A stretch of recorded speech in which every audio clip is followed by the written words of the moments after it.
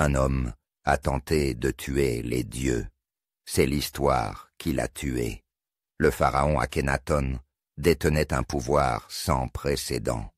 À lui seul, il a condamné à mort le panthéon millénaire de l'Égypte.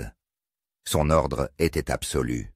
Fermer les temples d'Amon-Ré, marteler ses images sur les murs, gratter son nom de chaque papyrus. C'était la volonté d'un homme capable de réécrire la réalité elle-même. Mais après sa mort, la réalité a riposté. Les prêtres d'Amon-Ré sont revenus au pouvoir et ont enclenché le même mécanisme de destruction, mais cette fois contre leur ennemi. Ils ont méthodiquement effacé les cartouches d'Akhenaton et toute mention de son dieu, Aton. L'ironie fut cruelle. Les dieux déchus ont survécu au pharaon pendant des siècles. Lui, en revanche, a été si soigneusement effacé des listes royales que le monde a ignoré son existence pendant près de 3000 ans. Dans la liste officielle des rois d'Abydos, gravée dans la pierre, ces 17 années de règne sont tout simplement absentes, comme s'ils n'avaient jamais existé. La question principale n'est pas de savoir pourquoi il a fait cela, mais comment la machine de l'oubli qu'il avait mise en marche a dévoré son propre créateur. L'histoire d'Akhenaton n'est pas une exception, c'est la règle. La première clé pour comprendre comment fonctionne cette machine. Et elle fonctionne encore aujourd'hui. Pourquoi, dans les moments de plus grande crise, sièges, famines, épidémies, les peuples se sont-ils soudainement mis à tuer leur dieu protecteur avec une cruauté particulière? La logique suggérerait de prier avec plus de ferveur. L'histoire montre le contraire. Et une deuxième question. Comment une civilisation qui a bâti le temple de Karnak a-t-elle pu d'abord perdre son dieu principal, puis le faire revenir en effaçant complètement le souvenir du pharaon réformateur? Comment peut-on? Retirer de la conscience de tout un peuple l'homme le plus puissant de l'État. Ce ne sont pas des questions rhétoriques. À la première, sur la catastrophe de la foi, nous répondrons dans la 5e section. Le mystère de l'amnésie collective de l'Égypte sera dévoilé dans la 6e. Mais avant d'en arriver aux réponses, vous recevrez le premier outil de l'arsenal de l'oubli, celui que les empereurs romains craignaient plus que la mort. Il ne s'agit pas simplement d'un ensemble de faits historiques étranges. C'est une autopsie de la mécanique du pouvoir, qui n'a pas changé depuis des milliers d'années. Nous allons vous livrer l'arsenal de l'oubli. 6 technologies spécifiques pour effacer et réécrire l'histoire. La condamnation juridique à l'oubli, la guerre contre l'image, le cannibalisme divin, le contrat rompu avec les cieux, la révolution par le haut, et la mort par le mot oublié. À la fin de cette vidéo, vous apprendrez à voir derrière la chute des statues et le changement. Des religions n'ont pas le chaos des émotions, mais un calcul froid. Cet arsenal fonctionne comme un tamis pour l'historien. Vous pourrez passer les événements au crible en séparant le vandalisme fortuit d'une attaque planifiée contre la mémoire. Notre premier outil, la condamnation de la mémoire. Et vous allez maintenant voir comment les Romains ont transformé l'oubli en une machine d'État perfectionnée dans les moindres détails. Pourquoi Rome, obsédée par le culte des ancêtres et la préservation de la mémoire dans la pierre, a-t-elle créé le mécanisme juridique le plus parfait de l'Antiquité pour sa destruction complète? Il ne s'agissait pas de la violence spontanée d'une foule, mais d'un verdict officiel du Sénat, la damnatio memoriae, la condamnation de la mémoire. Mais cet outil s'est vite retourné contre ses créateurs. Caligula, Néron, Commode. Pour eux, c'était un châtiment pire que la mort, car il privait un Romain de l'essentiel, la gloire posthume. C'était un nettoyage. Bureaucratique total. Le grattage méthodique des noms sur des milliers de diplômes militaires et d'inscriptions urbaines à travers tout l'Empire, de la Bretagne à l'Égypte. C'est comme s'il fallait aujourd'hui modifier manuellement toutes les plaques officielles et tous les monuments dans 40 pays modernes. La machine n'a pas été conçue pour oublier, mais pour tuer la personnalité historique. Mais quelle est l'efficacité de cette machine lorsqu'il s'agit d'effacer un visage que chaque habitant de l'Empire a vu? Comment effacer le souvenir d'un empereur dont les statues se dressaient dans chaque ville, de la Bretagne à la Syrie? Tout commençait par la fureur. Après l'assassinat de Commode, la foule a renversé ses statues et le Sénat a rendu son verdict. Mais derrière ce chaos se cachait une technologie froide. Sur les statues colossales, seule la tête était changée, fixant celle du nouvel empereur sur l'ancien au corps. Les décrets étaient réécrits en remplaçant le nom. C'était une gigantesque opération spéciale de remplacement d'identité. Ces traces sont encore visibles aujourd'hui. Regardez cette inscription sur pierre. Le nom de l'empereur Damne-Geta est grossièrement gratté, mais reste lisible. C'est une cicatrice visuelle sur le corps de l'histoire, criant la tentative d'oubli. Cette cicatrice prouve qu'ils n'ont pas réussi. Et cela explique pourquoi cet outil, en apparence inefficace, fonctionnait en réalité parfaitement pour un tout autre objectif. Mais voici le paradoxe. Si la condamnation de la mémoire était une machine d'État si puissante, pourquoi connaissons-nous encore les noms de tous les empereurs condamnés? L'anéantissement total était techniquement impossible. Des historiens comme Tacite ont délibérément préservé la mémoire des damnés, considérant cela comme leur devoir. De plus, les faits étaient souvent inverses. Un nom gratté sur un arc de triomphe agissait comme un aimant pour l'attention, engendrant des légendes. C'est un effet Streisand antique. Mais le véritable objectif était autre. Il ne visait pas les historiens du futur, mais les contemporains. Pour le légionnaire à la frontière, voyant le nom de l'empereur effacé de l'étendard, ce n'était pas un acte historique, mais un ordre de changement de loyauté immédiat. Le but n'était pas atteint par l'oubli, mais par l'humiliation publique de la mémoire. Les Romains ont perfectionné le meurtre du nom. Mais il y a quelque chose de plus puissant que le nom, l'image. Et la guerre suivante ne se mena plus contre les textes, mais contre les yeux des saints. Quel est le point commun entre un empereur romain damné et un dieu égyptien déchu? La technologie de l'oubli. Les prêtres d'Amon grattènent les cartouches d'Akhenaton, de la même manière que le Sénat romain ordonnait d'effacer les noms des empereurs. L'outil est universel, mais avec les dieux, ce fut plus compliqué. Ils n'ont pas de listes officielles. Ils ont quelque chose de plus fort, des images sacrées, des icônes dans chaque foyer. Détruire un texte est une chose, mais comment faire oublier aux gens un visage qu'ils ont prié toute leur vie? Les Romains ont perfectionné le meurtre juridique de la mémoire d'un homme. Mais dans l'Empire byzantin, cette technologie a été portée à un niveau supérieur, en déclarant la guerre au visage même du divin. Cette guerre s'est avérée bien plus sanglante et a fracturé l'Empire de l'intérieur. Ils ont commencé une guerre contre les icônes, mais ils n'avaient-ce pas pris en compte une chose? Une image peut riposter.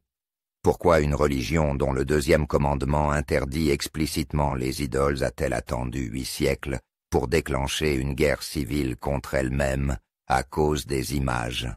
Le problème qui semblait résolu dès le début, a soudainement fait imploser l'empire le plus puissant de son temps. En surface, c'était un débat de théologiens. Les iconoclastes affirmaient « Il est impossible de représenter la nature divine du Christ. Toute icône est une idole. » Les iconodoules répondaient « L'icône est une fenêtre sur le monde divin, pas la divinité elle-même. » Mais les chiffres détruisent cette image. En un siècle d'iconoclasme, sur ordre des empereurs, plus d'art chrétien a été détruit que pendant les 3 siècles de persécution par la Rome païenne. L'ennemi était à l'intérieur. La véritable raison résidait dans l'économie. Les monastères qui produisaient des icônes étaient devenus de richissimes corporations. Hors du contrôle de l'État, ils possédaient les terres et les esprits. En interdisant les icônes, les empereurs ne frappaient pas les idoles, mais la base économique de leurs principaux concurrents. Le débat sur le céleste n'était qu'un écran de fumée pour une lutte pour le pouvoir terrestre.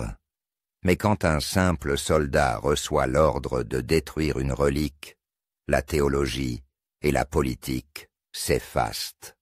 Que ressentait le soldat, à qui l'on ordonnait de crever avec sa lance les yeux d'une mosaïque du Christ, celle que sa mère lui avait apprise à prier? Au niveau des décrets, cela ressemblait à un choc entre 2 convictions. Les soldats de l'empereur, en entrant dans un temple, exécutaient un ordre contre l'idolâtrie. Le moine qui se dressait sur leur chemin protégeait un lieu saint. Mais en réalité, la guerre n'a pas divisé les soldats et les moines. Elle a divisé les familles, les villes et l'armée elle-même.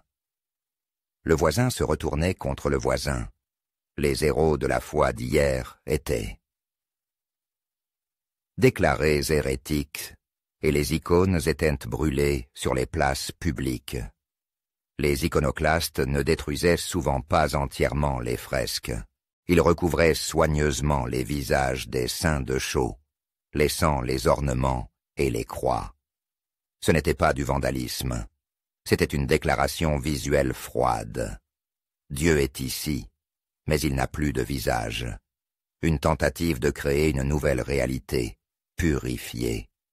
Les contemporains décrivaient le crissement du fer sur la smalte et l'odeur âcre de la chaux. C'était une guerre qui visait tous les sens. Les iconoclastes ont été victorieux pendant près d'1 siècle. Ils étaient soutenus par l'armée et les empereurs. Mais à la fin, ils ont perdu, et la clé de leur défaite résidait en une seule femme. Comment se peut-il qu'après un siècle de persécution d'État, où la possession d'une icône pouvait coûter la vie, les icônes ne soient pas seulement revenues, mais soient devenues le principal symbole de l'orthodoxie? La réponse est simple. Les icônes étaient trop profondément ancrées dans la vie quotidienne. Pour l'homme du peuple, l'icône n'était pas une question de théologie, mais un interlocuteur personnel, un protecteur, presque un membre de la famille. Les gens les cachaient, priaient en secret. L'interdiction venue d'en haut ne pouvait éradiquer ce lien profond et émotionnel. Mais la politique a de nouveau tout décidé. L'impératrice Irène, en arrivant au pouvoir, a vu dans le culte des icônes un moyen de renforcer sa légitimité et de réconcilier une société divisée. Elle a convoqué le 7e concile œcuménique en 787, qui a officiellement rétabli la vénération des icônes. C'était un revirement politique à 180 degrés. Le bilan de cette guerre de 100 ans fut paradoxal. Les icônes ne sont pas simplement revenues, elles sont devenues plus fortes. La guerre age comme la pression de la terre sur une graine. Plus la persécution était forte, plus les dogmes et les canons que l'icône enracinait dans la conscience des croyants étaient puissants. D'objet du quotidien, elle est devenue le symbole central de la foi. le triomphe de l'orthodoxie. Mais il existe une méthode pour tuer un Dieu qui ne rencontre aucune résistance. Ils ont essayé de le détruire par la force, mais la méthode la plus efficace n'est pas de détruire, mais d'absorber. Le prochain outil de notre arsenal est le plus insidieux. Chaque conquérant est confronté à un choix. Vous avez pris un nouveau territoire avec des dieux étrangers. Qu'est-ce qui est le plus efficace pour votre pouvoir? Détruire complètement tous les anciens symboles ou vous les approprier? La première voie est celle de l'iconoclaste. Elle est rapide, spectaculaire. Elle démontre la force, mais elle engendre des martyrs et de la résistance.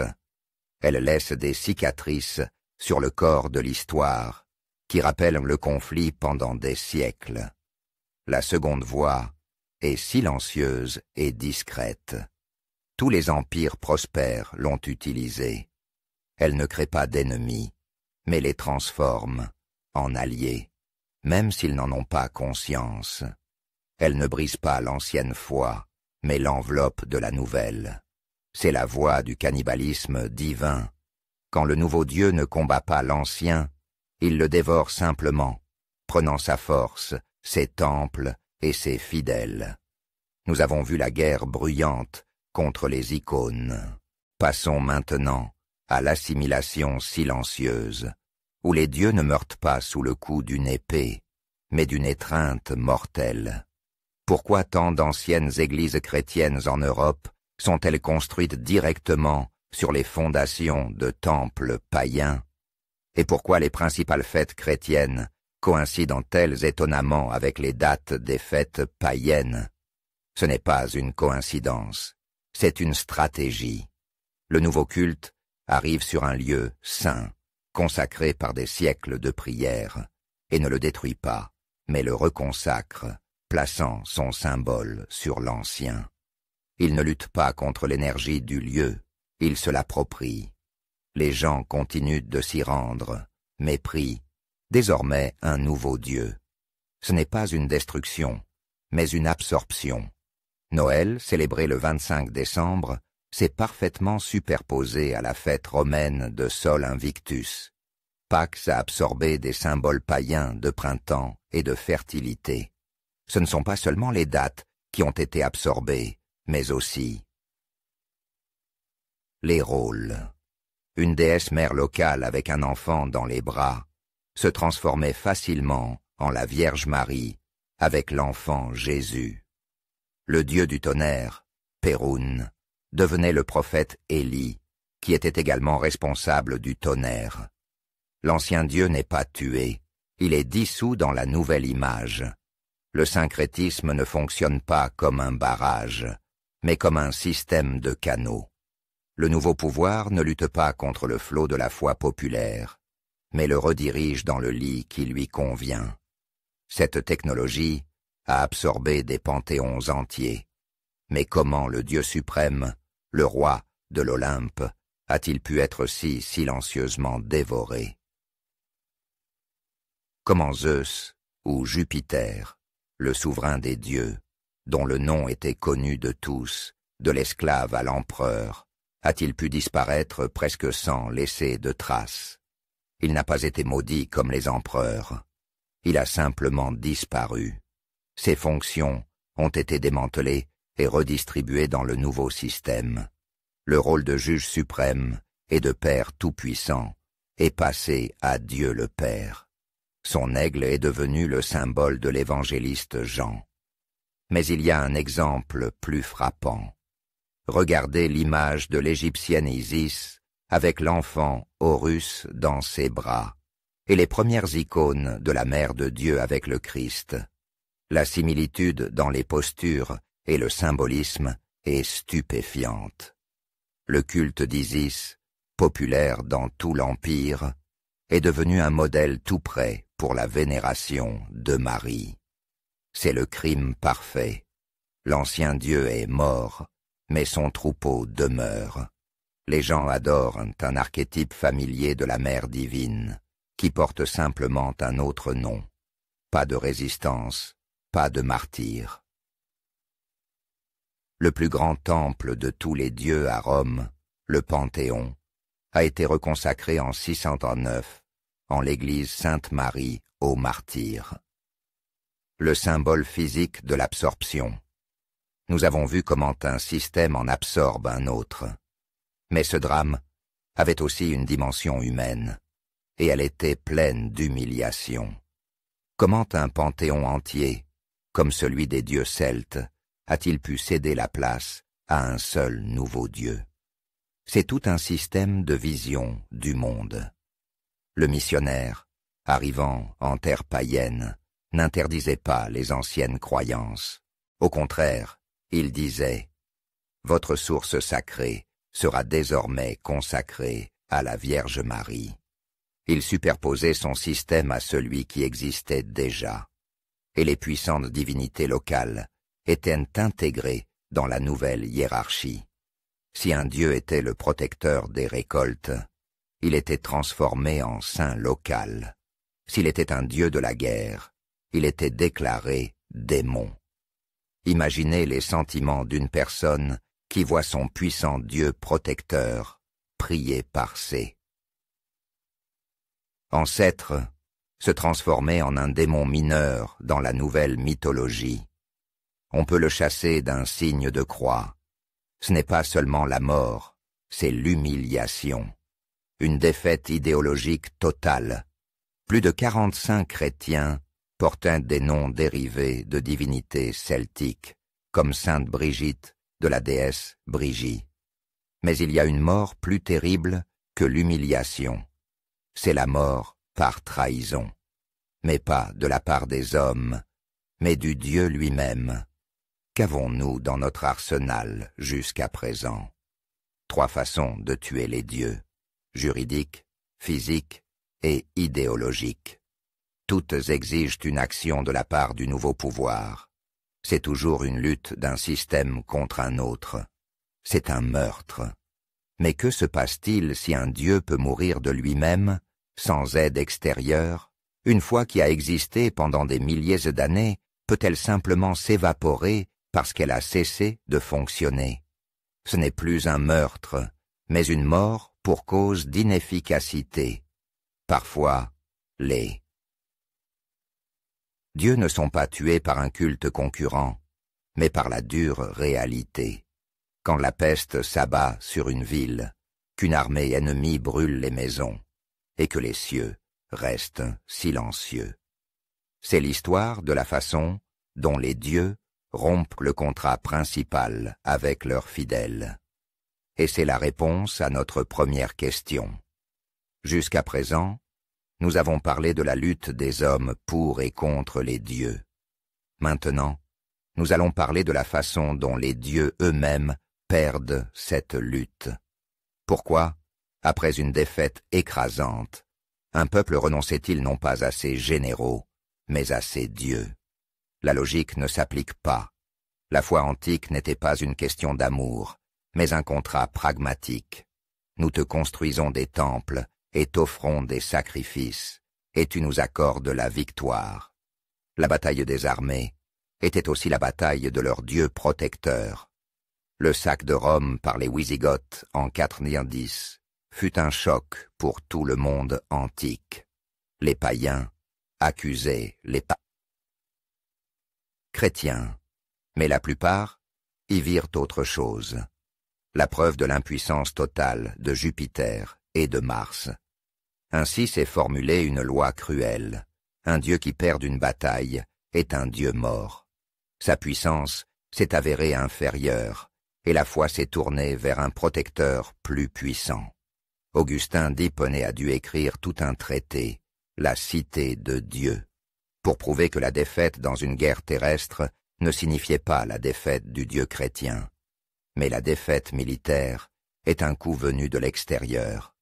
Et si le Dieu ne parvient pas à vaincre un ennemi invisible et impitoyable? À quoi ressemble la mort d'un Dieu, non pas par l'épée, mais par un virus? Imaginez Athènes, pendant la guerre du Péloponnèse. Les gens meurent dans les rues, apportant leurs derniers biens de valeur au temple d'Asclépios, dieu de la guérison. Mais la peste ne fait que s'intensifier. Les temples du salut se transforment en fosses communes. D'abord, le désespoir, puis la prise de conscience. Les rituels ne fonctionnent pas. Le Dieu est impuissant. Et enfin, le désespoir cède la place à la fureur. Les prêtres sont accusés de tromperie. Le contrat est rompu. Les gens qui ont perdu leur famille ne prient plus. Ils envahissent le temple et jettent la statue du Dieu inutile dans le fleuve. Ce n'est pas de l'iconoclasme sur ordre. C'est un cri de désespoir adressé à un Dieu qui les a trahis. L'historien Thucydide a écrit que pendant la peste, les Athéniens ont cessé de craindre les dieux. Ils voyaient les pieux et les impies mourir de la même manière. Mais le coup le plus féroce et le plus réfléchi porté aux dieux ne vint pas d'un peuple désespéré, mais d'un seul homme doté d'un pouvoir absolu. Une seule catastrophe naturelle, une éruption volcanique, aurait-elle pu anéantir instantanément tout un panthéon. Vers 1600, avant notre ère, l'éruption du volcan sur l'île de Santorin a enseveli la civilisation minoenne en Crète. C'était une culture développée avec une religion unique, où régnaient des divinités féminines. Elles n'ont pas pu sauver leur peuple du tsunami et des cendres. Les archéologues trouvent des traces de rituels brusquement interrompus, des offrandes sacrificielles sur les autels, couvertes d'une couche de cendres, des squelettes de personnes figées dans leurs dernières prières inutiles. C'est une civilisation littéralement pétrifiée, au moment où elle a compris que ses dieux étaient morts. La foi est un outil de survie. Quand il se brise, on le jette. L'éruption de Santorine fut 4 fois plus puissante que celle du Krakatoa. Ces cendres ont effacé une civilisation en quelques heures. Nous avons vu comment les dieux sont tués par la politique, l'idéologie et les catastrophes. Mais nous allons maintenant voir comment un homme a tenté de faire tout cela en même temps. Qui a porté aux dieux le coup le plus réfléchi, le plus systémique et le plus dévastateur de l'histoire. Dans notre arsenal, nous avons déjà la condamnation juridique de la mémoire, la guerre physique contre les icônes, l'absorption silencieuse et la cruelle catastrophe de la foi.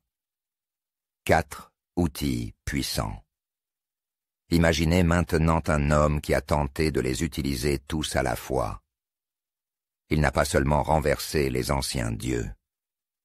Il a déclaré la guerre à l'idée même du polythéisme, pour l'éradiquer de la conscience d'une nation. Il s'appelait Akhénaton, et son histoire est la clé pour comprendre la forme la plus radicale de déicide, la révolution religieuse totale. C'est lui qui nous dévoilera le mystère de l'amnésie collective de l'Égypte. Nous revenons au début, pour enfin comprendre les motivations du pharaon hérétique. Il a déclaré la guerre à 1 millier de dieux au nom d'un seul. Mais il ne savait pas que son principal ennemi n'était pas les dieux, mais leurs prêtres.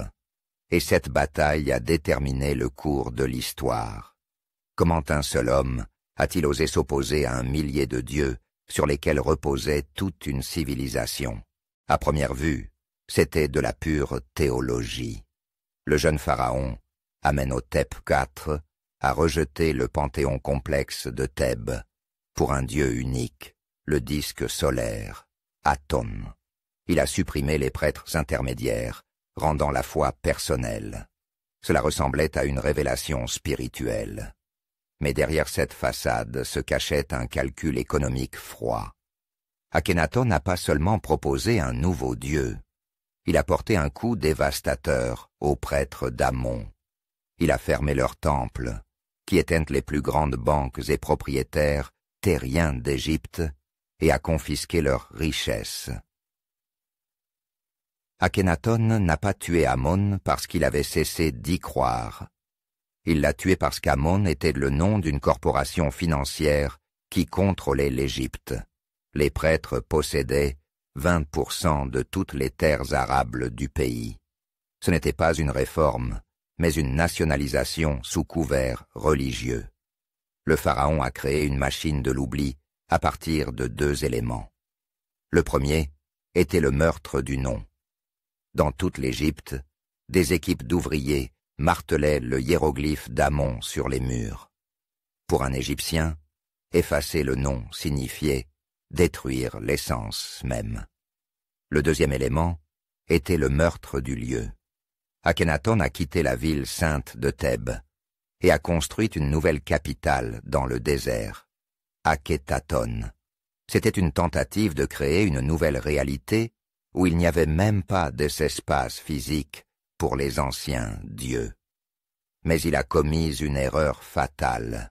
En reprenant le pouvoir, les prêtres d'Amon ont retourné contre lui ses propres armes, mais avec une cruauté bien plus grande. Ils n'ont pas seulement effacé ses cartouches, ils ont démonté sa ville pierre par pierre, et ont utilisé les blocs pour construire leur propre temple. C'était un incendie contrôlé qui a changé de direction avec le vent et a brûlé l'incendiaire lui-même. Ce fut la plus grande opération de réécriture de l'histoire du monde antique. Comment un pharaon, qui a régné 17 ans, a-t-il pu simplement disparaître? Les prêtres l'ont effacé de toutes les listes royales. Dans la liste officielle d'Abydos, entre son père et son successeur, il y a un vide béant. Dans les textes, il n'était pas appelé par son nom, mais seulement comme cet ennemi d'Akhetaton, et leur opération a connu un succès parfait.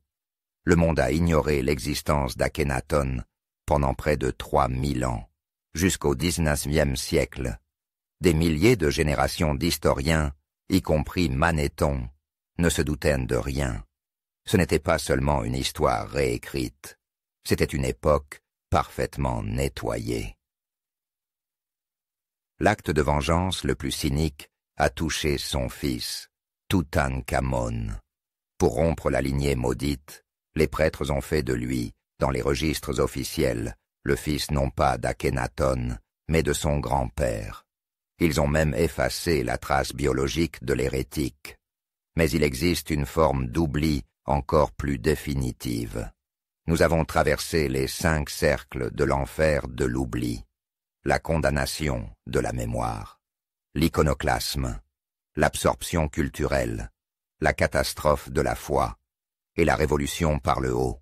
Ce sont toutes des actions actives. Elles exigent un ennemi, une volonté et un effort. Mais que se passe-t-il si un dieu meurt, non pas parce qu'il a été tué, mais parce qu'il n'y a plus personne pour l'appeler par son nom? Et si l'hymne le plus sacré se transforme en un ensemble de signes incompréhensibles sur une pierre, c'est une mort, non pas par le coup d'une épée, mais par l'oubli du code lui-même, sur lequel la divinité est inscrite. Cela nous amène au dernier outil de notre arsenal, l'histoire de la mort la plus silencieuse et la plus tragique, quand ce n'est pas la foi qui meurt, mais la langue. Et le dernier prêtre emporte avec lui dans la tombe non seulement un savoir, mais tout un panthéon. Avant 1822, les hiéroglyphes n'étaient que des images exotiques. Les noms de Ré, Thoth, Isis étaient muets. Les grands hymnes gravés à Karnak n'étaient qu'un décor silencieux.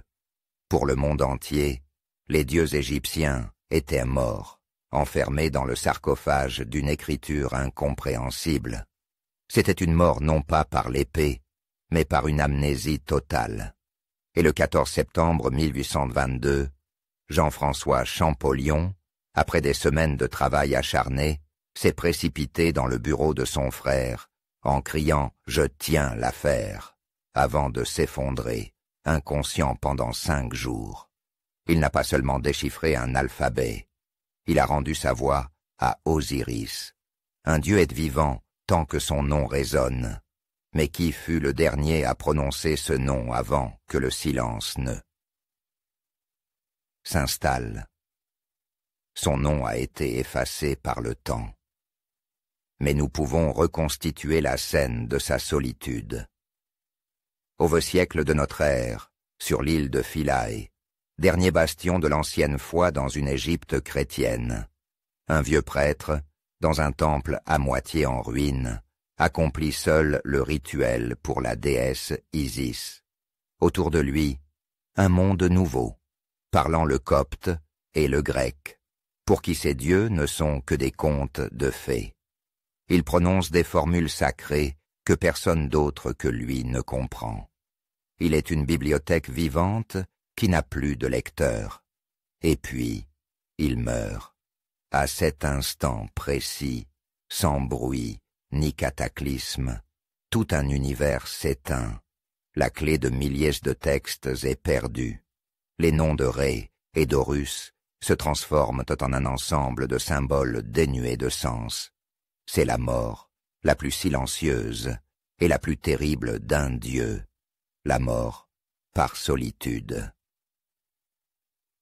Si les dieux égyptiens ont pu être ressuscités, combien d'autres panthéons morts attendent leur Champollion?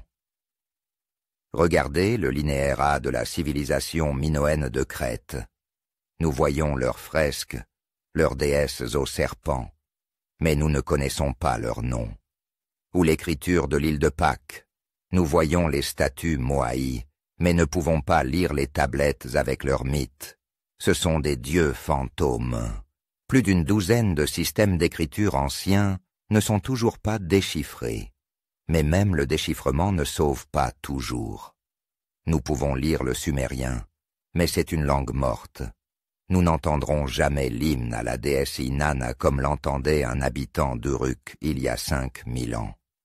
Une langue oubliée est la forme suprême de la condamnation de la mémoire, un verdict rendu par le temps lui-même. Nous avons parcouru le chemin du Sénat romain au dernier prêtre égyptien. Déposons tout l'arsenal sur la table. Premièrement, la condamnation de la mémoire. Deuxièmement, l'iconoclasme. Troisièmement, l'absorption culturelle. Quatrièmement, la catastrophe de la foi. Cinquièmement, la révolution par le haut. Sixièmement, la langue oubliée. Ce n'est pas simplement un ensemble de tactiques historiques. C'est un système unifié et d'éternellement pertinent de gestion de la réalité. 6 façons de contrôler le présent par un contrôle total du passé. Cet arsenal n'a pas disparu. Il est utilisé et ici et maintenant. Seulement, à la place des dieux, il y a des idéologies. À la place des pharaons, des régimes politiques. À la place des prêtres, des corporations médiatiques. Et la question principale est, qui, comment, et à l'aide de quel de ces 6 outils gère votre mémoire en ce moment même? Pour répondre à cette question, divisons l'arsenal en 2 parties. La première regroupe les outils chirurgicaux, le scalpel et le marteau. Ce sont la condamnation de la mémoire et l'iconoclasme. Ils ne cachent pas leurs intentions, mais agissent ouvertement et avec cruauté. Une technologie vise le texte, le nom, le grattage des documents, le changement de nom des rues. L'autre vise l'image, le symbole, la démolition de monuments, l'incinération de drapeaux.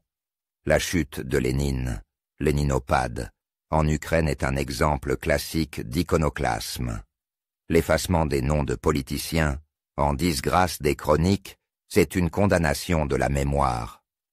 Après l'assassinat de l'empereur Héliogabale, le Sénat ordonna non seulement de détruire ses statues, mais aussi de gratter son nom de tous les registres et de traîner son corps dans les rues pour le jeter dans le Tibre. L'avantage de cette approche est sa rapidité et son fort impact émotionnel. L'inconvénient, il laisse toujours des cicatrices et crée des martyrs. C'est une méthode pour les révolutions. Mais il existe des moyens bien plus subtils, thérapeutiques. Parlons maintenant du soft power dans l'arsenal de l'histoire. Ce sont des méthodes qui n'agissent pas par l'interdiction, mais par le remplacement. Leurs symboles, l'étreinte mortelle et le murmure discret. Elles n'attaquent pas la mémoire de front, mais l'assimilent ou la discréditent. Il s'agit de l'absorption culturelle et de la catastrophe de la foi. Elles fonctionnent en tandem. Après une crise économique ou une défaite militaire, l'ancienne idéologie est déclarée cause de tous les maux. C'est un moment de faiblesse. Ensuite, le nouveau système ne détruit pas les anciens symboles, mais leur donne un nouveau sens. Cette méthode ne fonctionne pas comme une hache, mais comme le lierre qui enlace lentement un vieil arbre. Il ne l'abat pas, mais le prive progressivement de lumière jusqu'à ce qu'il ne devienne qu'un support sec pour la nouvelle plante. Les gens renoncent d'eux-mêmes aux anciens dieux parce que ceux-ci ont échoué. Mais qu'est-ce qui met en mouvement à la fois la chirurgie et la thérapie? Il y a deux éléments finaux qui lancent toute la machine. Nous arrivons à la fin du schéma. Nous avons des méthodes dures et des méthodes douces. Leur moteur est la réforme radicale, la volonté politique d'un changement total, comme celle d'Akhenaton. Elle est le chef d'orchestre de l'oubli, mais quel est l'objectif final? C'est la langue oubliée, mais dans son sens le plus large et moderne. C'est la perte par une société de son code culturel commun. Quand la jeune génération cesse de comprendre les références historiques, les citations des classiques, la signification des anciens symboles. Quand l'histoire se transforme en une suite de dates, une seule génération, tel est l'horizon temporel suffisant pour rompre la continuité culturelle. Quand les gens cessent de parler la langue. Communes de leur culture, ils perdent leur immunité collective. Ils deviennent absolument vulnérables à toute propagande. La création d'une telle page blanche est l'objectif final. Quels symboles de votre pays perdent leur signification commune, en ce moment même? Enfin, la question finale s'adresse à vous. Nous avons vu deux voies par lesquelles la mémoire sombre dans l'oubli. La première est la destruction violente et ouverte. C'est Akhenaton martelant les noms des dieux. Ce sont les iconoclastes brûlant les icônes. Ce sont les révolutionnaires renversant les monuments. C'est la voie du feu et du marteau. La seconde voie est l'oubli silencieux et progressif. C'est l'absorption culturelle, quand une vieille fête change de sens sans qu'on s'en aperçoive. C'est la mort du dernier prêtre, quand le savoir s'éteint de lui-même.